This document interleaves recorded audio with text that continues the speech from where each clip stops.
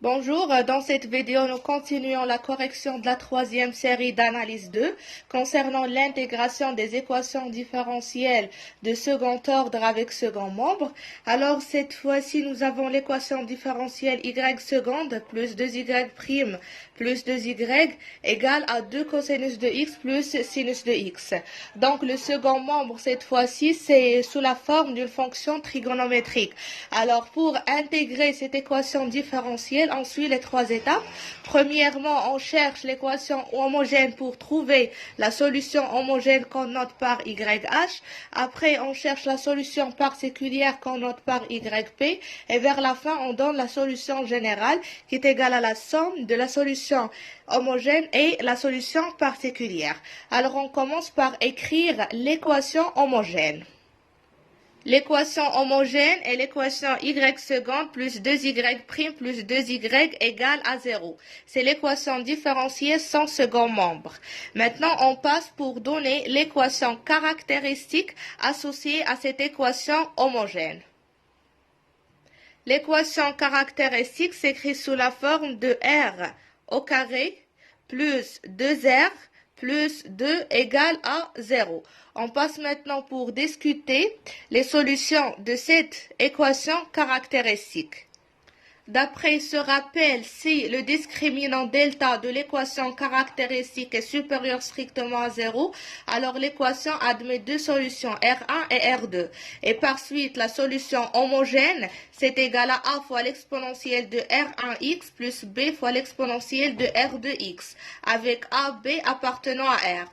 Et si le discriminant est nul, alors dans cette situation, l'équation admet une racine double, R, et par suite la solution homogène YH, c'est égal à l'exponentielle de Rx facteur de A plus Bx, avec AB appartenant à R. Et si le discriminant est strictement négatif, alors dans cette situation, l'équation admet deux racines complexes, R1 qui est égal à alpha plus I oméga, R2 qui est égal à alpha moins I oméga. Avec alpha, c'est égal à moins B sur 2A, oméga, c'est égal à la racine de moins delta, voilà, sur 2A. La solution homogène dans cette situation, c'est l'exponentielle de alpha x, facteur de A cosinus oméga x plus B sinus de oméga x, avec AB appartenant à R. Alors, on passe pour voir dans notre situation les discriminants. Est-ce qu'il est positif, négatif ou bien nul? Le discriminant dans notre situation delta, c'est égal à b carré moins 4 fois a fois c, c'est égal à moins 4, inférieur strictement à 0. Donc, si on pose alpha est égal à moins b sur 2a, c'est égal à moins 1. Et oméga, c'est égal à la racine de moins delta sur 2a, c'est égal à 1. Alors, on peut déduire que les solutions complexes dans cette situation sont R1, qui est égal à moins 1. Voilà, plus I fois oméga, c'est plus I. Et R2, c'est égal à moins 1 moins I fois oméga, donc c'est moins 1 moins I. Et par suite, la solution homogène s'écrit sous la forme. Et s'écrit sous la forme l'exponentielle de alpha x facteur de A cosinus oméga x plus B sinus de oméga x, tel que AB appartenant à R. Alors, on remplace alpha par moins 1 et on remplace oméga par 1. On obtient YH, c'est égal à l'exponentielle de moins x facteur de A cos x plus B sin x avec AB appartenant à R. On passe maintenant pour trouver la solution particulière YP. Le second membre de l'équation différentielle, c'est égal à 2 cosinus plus sinus. Donc, c'est une fonction trigonométrique. Et par la suite, la solution particulière, c'est égal à lambda cosinus de x plus mu sinus de x. On passe maintenant pour calculer la dérivée première de y et la dérivée seconde pour remplacer dans cette équation différentielle y seconde et y' ainsi que y. On a y, tout d'abord, yp c'est égal à lambda cos x plus mu sinus de x. Donc y' c'est égal à moins lambda sinus de x plus mu le cosinus de x. Maintenant y seconde, je dérive sinus, c'est le cosinus, donc c'est moins lambda le cosinus de x, et je dérive le cosinus, donc c'est moins sinus, alors c'est moins mu sinus de x.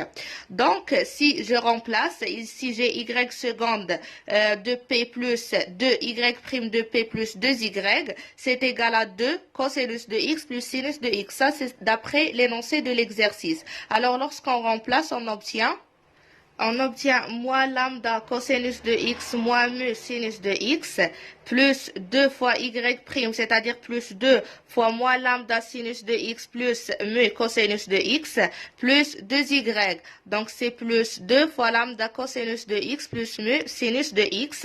Ça c'est égal à 2 cosinus de x plus sinus de x. Maintenant je factorise par le cosinus et je factorise par sinus pour comparer les deux égalités.